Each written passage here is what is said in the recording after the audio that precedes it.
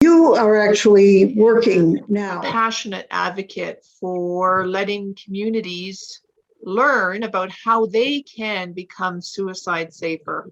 And a lot of times all it takes is one person to do one thing different. One person and one person and one person, and working together, we can achieve great things. Yeah. So that's the work. That's the work that I do. Yeah. Well, it's very much like the work that we're doing. Yeah. Something, and it makes a huge difference to people. Yeah. I know that in my own history, there have been a couple of times that I've been actively suicidal and, didn't get around to actually doing it, because figuring out how you're going to do it is one of the challenges. And I have worked as a homeopathic physician several times with people who were wanting to commit suicide. So I know it happens to people at different ages for different reasons. And that while it seems that while you want to commit suicide, that's never going to change, just like it feels with all feelings, that doesn't mean that you also can't be happy sometimes in life. So tell us a little bit about how did you get involved in this work? Well, years ago, I had a close friend who suicided, and it really had an impact on me, like how the person could be there 1 minute and then gone the next. And this was like in grade 2. And people didn't talk about it, and the family left town, and it had a huge impact on me, and it made me think that I wanted to learn every single thing there was about suicide. And you know what? I'm still learning about suicide. Yeah. And you're right in terms of a lot of times when people have thoughts of suicide, it's not really that they want to suicide. It's just that they can't find another reason for living. Right. And a lot of times you'll find themes of pain and loss, some kind of pain, physical pain, emotional pain, and some kind of loss or perceived loss of faith, loss of a job, loss of school in some way, loss of a relationship. So it's in that moment that people start thinking about suicide. And many times, I've over the years, because of the work that I do, I tell people, like I'm at a party or something, and I talk about the work that I do. And then I'm amazed at the people that open up and tell me that over the years they've had thoughts of suicide, but they're still living. Yeah. Well, I think it's actually way more common than we usually suppose. That's right. And, what I want to get the word out about is that each of us can do something. We can learn how to help people who are having thoughts of suicide. We can learn how to help our friends, how to help our family members and people that we work with. And there's training that's available on how to help somebody. And it really doesn't take much. And a lot of times people are afraid to help because they think, well, they might do something wrong. Well, no, if you are a caring person and you try to help, and you kind of get to the point where you don't know what to do, then you can get the person to some help. You can phone and get them some help. Yeah. So each one of us can do something, Some people are going to be more trained than others, but each of us can reach out and help somebody to get help. So, are there particular circumstances that when people are more likely to have these thoughts? Yeah, it's an interesting question. It depends on the person. So let me give you an example. For some people who get divorced, it's the worst thing ever. For other people, when they get divorced, they're going to throw a party. Right.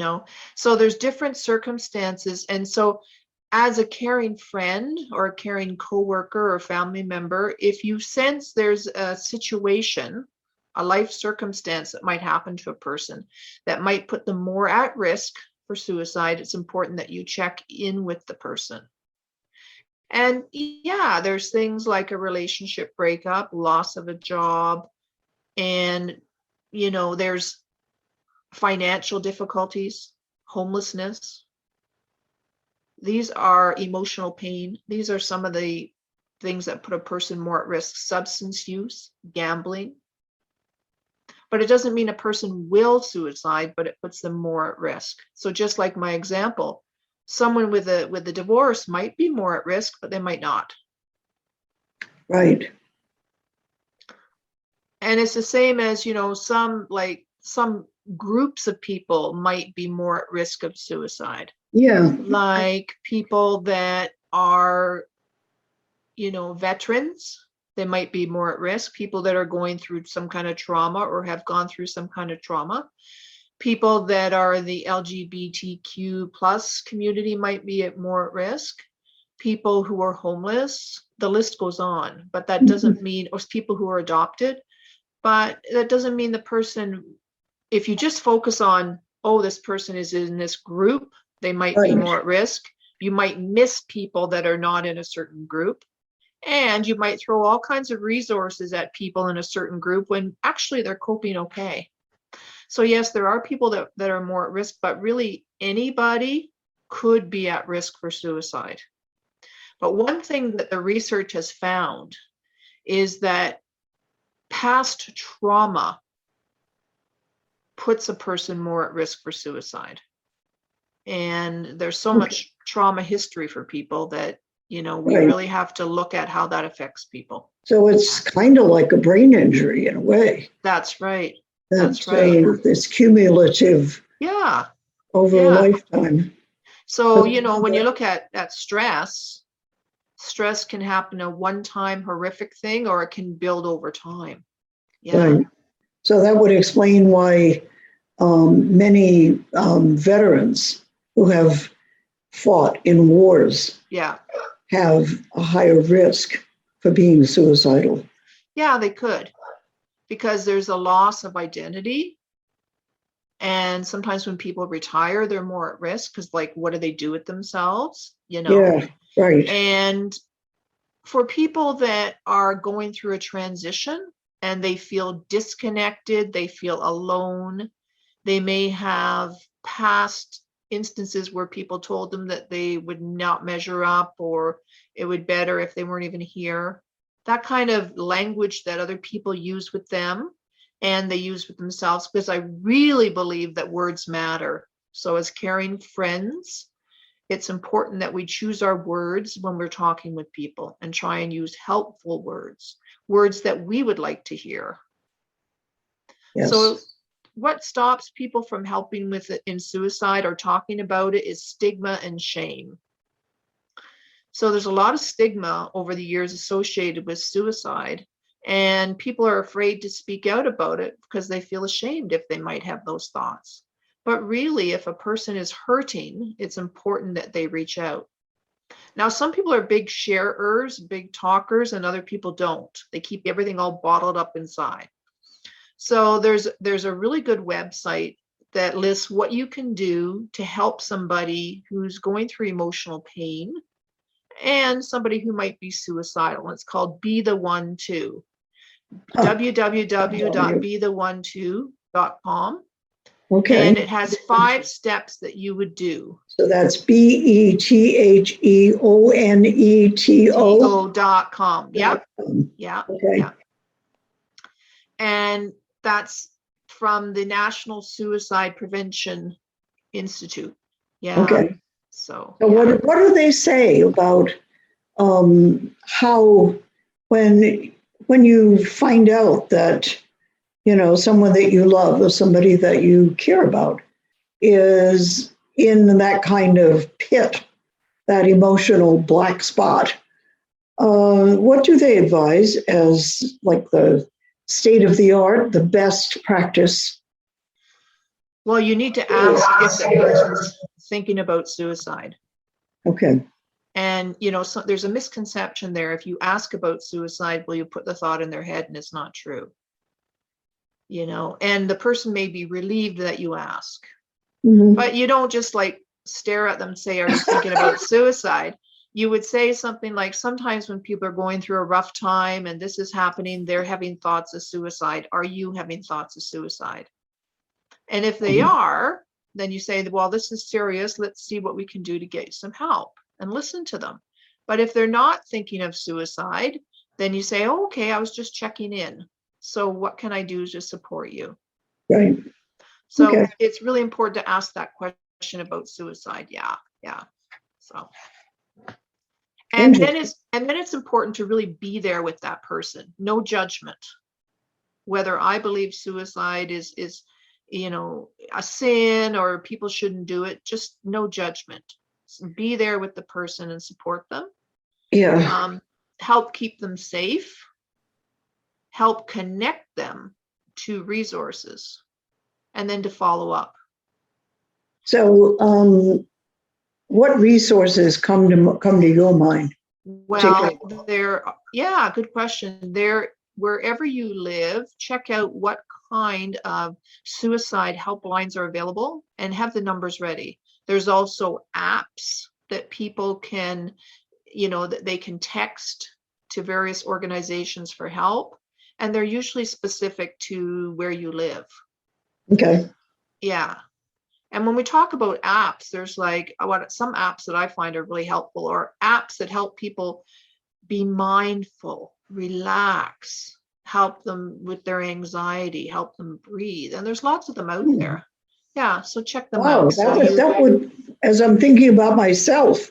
Yeah. In those situations, that would have been incredibly helpful. Yeah.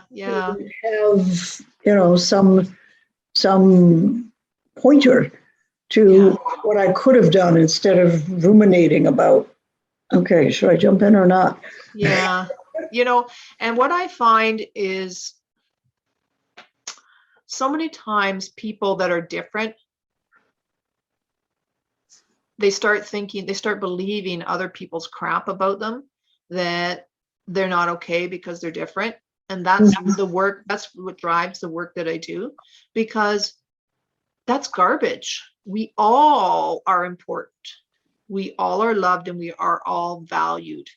And for somebody else to make that judgment is not okay, right? So it's a lot of educating people around how we talk to people, to let people get the help that they need to find out that they're okay just as they are. They're unique and they're okay. They can be who they are. They don't have to fit anywhere. They don't have to, change who they are just to belong somewhere else. They can just be who they are. Yeah. So you can look up information on the National Suicide Prevention Line. There's lots of information there, and I think we might post some resources. I was going to ask if you could do that. Yeah. Send me a list of resources, and we'll post it with the recording of this interview. For sure. Yeah. So that people can explore more in depth. Yeah. Many times, when I've been working with someone who feels suicidal, my belief has been that no matter how badly they're thinking about themselves, that they still have the potential to make a difference to others, to live a satisfying life. But there is a situation where I also have run into people who have a diagnosis of a terrible illness, and at some point they want to commit suicide rather than go through to the horrible end of that illness.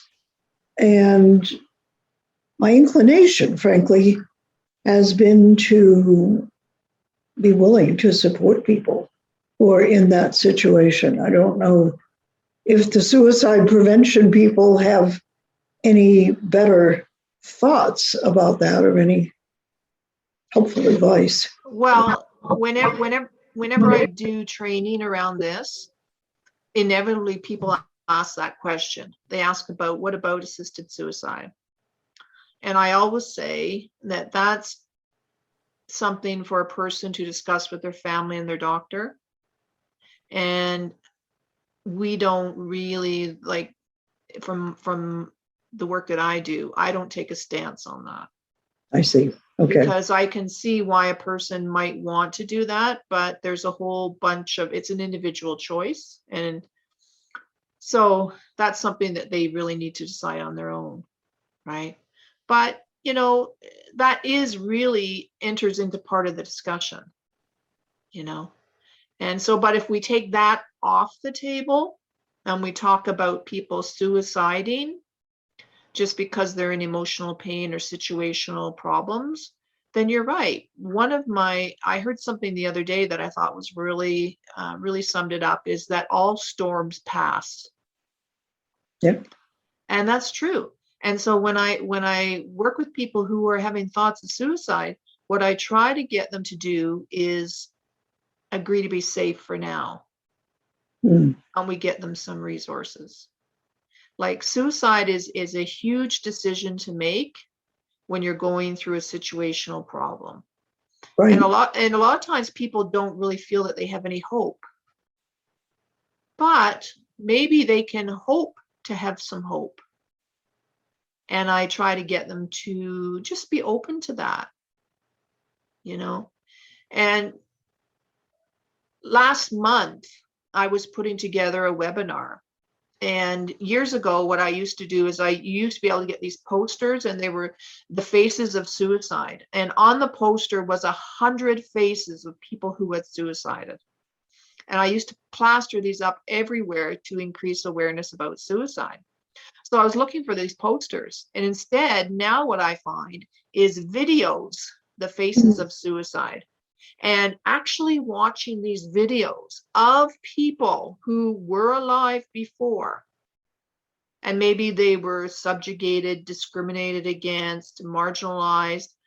Maybe they went through abuse, trauma of some kind. Maybe they're like looked different, sounded different, or heard the whole time that they were different. And actually seeing these videos of these people who were alive at one point and suicided, like, it just really got me in my heart. And it just makes me want to do this even more. Yeah. Because there's such garbage that people hear out there about them, about judgment about them. And, you know, it's not true. It's not true. And I agree. Every person has value, and every person it said you have to work on your own happiness. And that's true. You may not find happiness where you are right now. You might not even see it or feel it, but you can work on your own happiness. Yeah, and bit by bit, start to have some happiness and begin your life anew. We can always do that. Right. And sometimes people are so tired and so run down, they just can't even figure out how life can be different. And sometimes we as friends, as a community and coworkers, we need to be there for people to help support them, maybe when they're not feeling strong enough themselves. And we need to be there for people, because if we can save just one person in our little world that we're in, that makes a big difference. You know, like, a lot of times when people talk about suicide, we try to change the language. We talk about a person suiciding. And when we talk about suicide, think of all the people affected by suicide. When somebody suicides, it's not just the person, it's the family, it's the community, a tremendous loss. And when a person does suicidal behavior, then they might do it again. So we need to put the supports in there for them. What, in general, what do the experts, what do you suggest to people are, you know, among the better choices of ways to support friends when things aren't going so well for them? Well, the research on suicide has shown this. There's many steps before a person actually suicides. And they might get the thought, and people have told me this, they've had thoughts of suicide, but one person called them. One person sent them a text saying, hey, thinking of you. Or a person included them in a group, or sent them an email, or picked up the phone and called them. And that made the difference, because that told them that somebody really does care. And it took their mind off the negative parts of their life. It just kind of distracted them or made them feel like they belonged. So just being a good friend, a good coworker, a good family member, reaching out to people. Hey, would you like to go for a walk? Would you like to come to this event? Can make a difference. You know, because so many people say, I'm looking for a sign, I'm waiting for a sign. And we say that in our lives, you know, like we want to go for a certain career, job, something, or move somewhere. We say, you know, I'm waiting for a sign that I'm supposed to do this. But a lot of negative stuff is that too. So somebody might thought, well, you know, I'm going to suicide next week unless I get a sign that people care. And we could be that sign. And you know what? Many times we never know the difference we make in somebody's life. That's an interesting thought. They don't tell us. We may never know. And I have been at places, and 20 years later, somebody will come up to me, and maybe it's happened to some of you. And the person will say, you know what? When you called me, I was feeling so down. And I wasn't even going to answer the phone, but I did. And it told me that somebody cared. But they didn't tell me at the time. Right. And 20 years later, I hear about it. And I do not remember that conversation. I do not remember, but something prompted me to reach out to that person, you know? And so that's what each of us can do.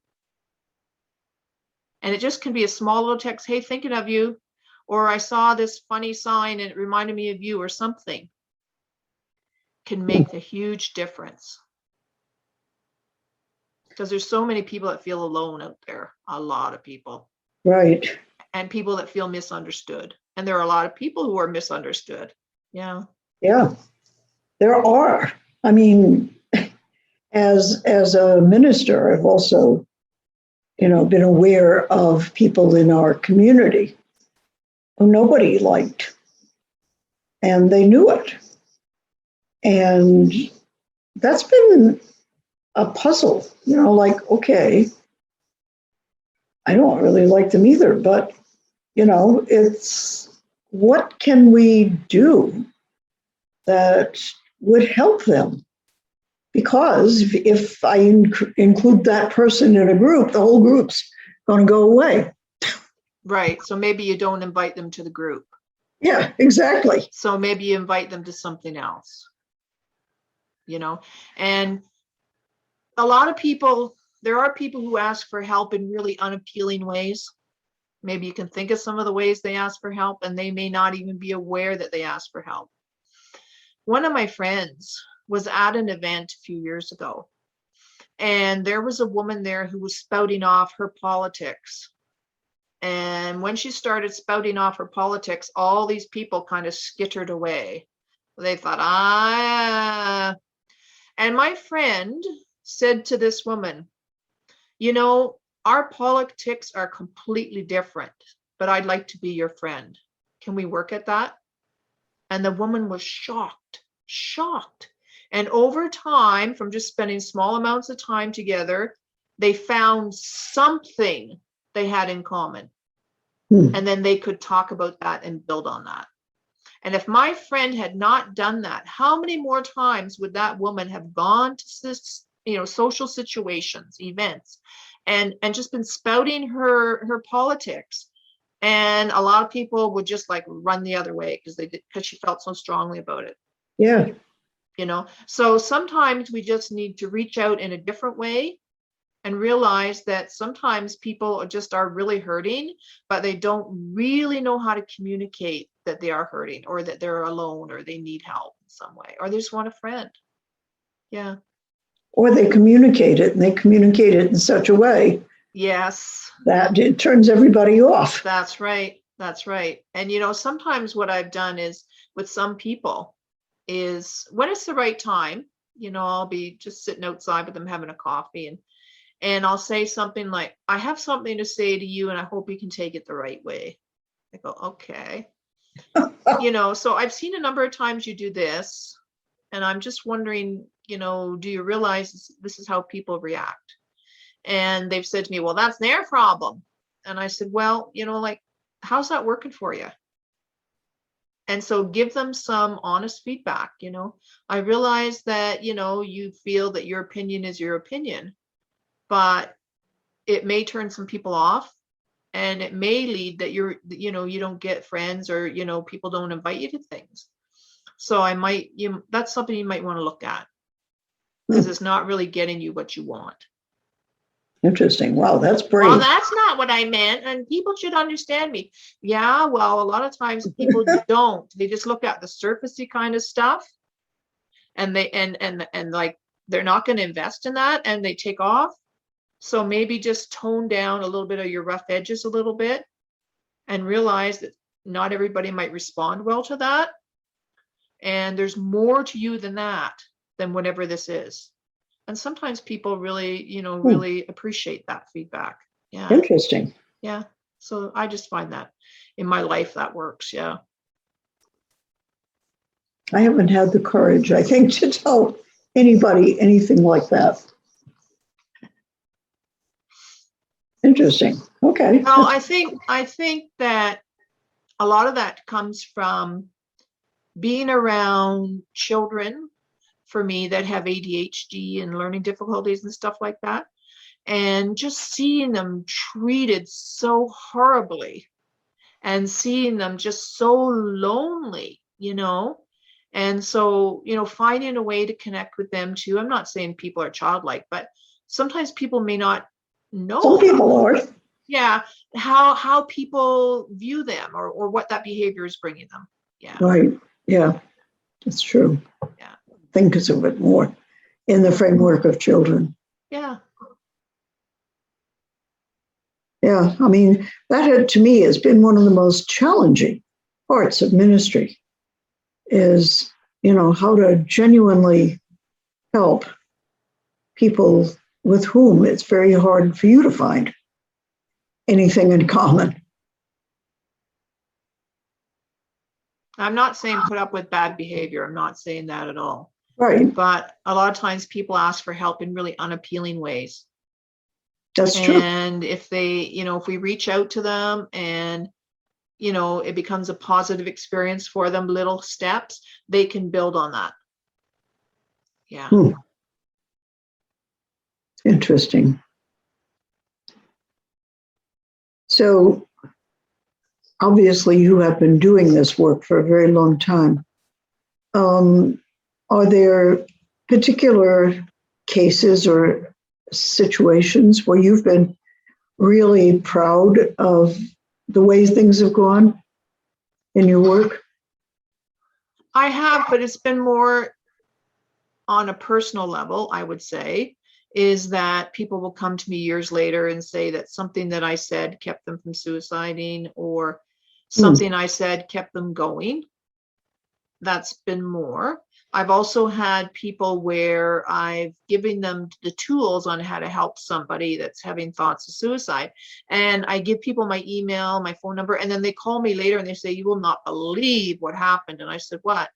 Yeah, just like last week, so, I was telling people about the training I had, and the person opened up saying they're having thoughts of suicide, and I was able to help them. Wow. That is very rewarding for me. Because even people that have had just some basic training can make a huge difference. Huge difference. Interesting. So I would like to talk that over with you as a potential follow-up discussion on the buttons now. Sure. Because clearly knowing how to be helpful to others in a gentle, peacemaking way is a really important skill. Oh, so important. And also helping people when they're going through a tough time, they can then get the skills that they need for inner peace. You know? Yeah, exactly. And sometimes they just need to be helped in a certain direction and get some help from somebody that maybe is more skilled than us, or be shown where there are websites where they can find information. But the thing is, when we reach out to help some people need a lot of help, some people don't. Mm-hmm. Some people need a lot of support, some people don't. And It's just kind of, meeting people where they're at and realize that letting people talk about what they're going through. Many times I've done that and people have come up with their own solution in a positive way. And it may be something that I never even thought of. Right. Because one woman I was talking to, she was having thoughts of suicide.